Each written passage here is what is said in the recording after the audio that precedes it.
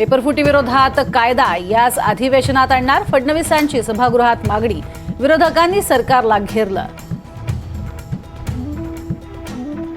संसदेत आजही नीट घोटाळ्यावर खडाजंगी होण्याची शक्यता, तर सीबीआयचं पथक लातूरमध्ये दाखल. विधान परिषदेसाठी राष्ट्रवादीच्या 2 उमेदवारांच्या नावांची घोषणा होण्याची शक्यता. 50 जण इच्छुक.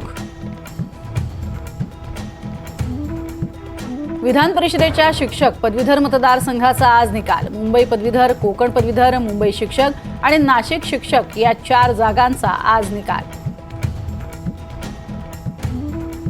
आजपासून 3 ब्रिटिशकालीन कायदे हद्दपार, 3 नवे भारतीय कायदे लागू होणार.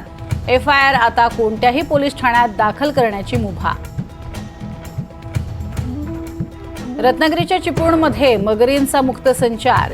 चिंचनाका परिसरात एक मगर रस्त्यावर आल्याचा व्हिडिओ व्हायरल.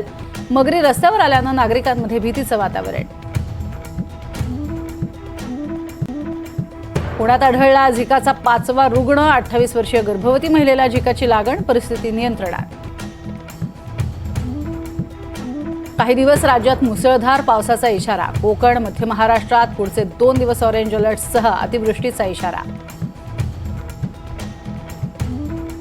टीम इंडिया थांबलेल्या बार्बाडोस शहरावर बेरिल चक्रीवादळ धडकलं. खेळाडूंना आणण्यासाठी BCCI स्पेशल प्लेन पाठवणार. चक्रीवादळामुळे मुक्काम वाढला.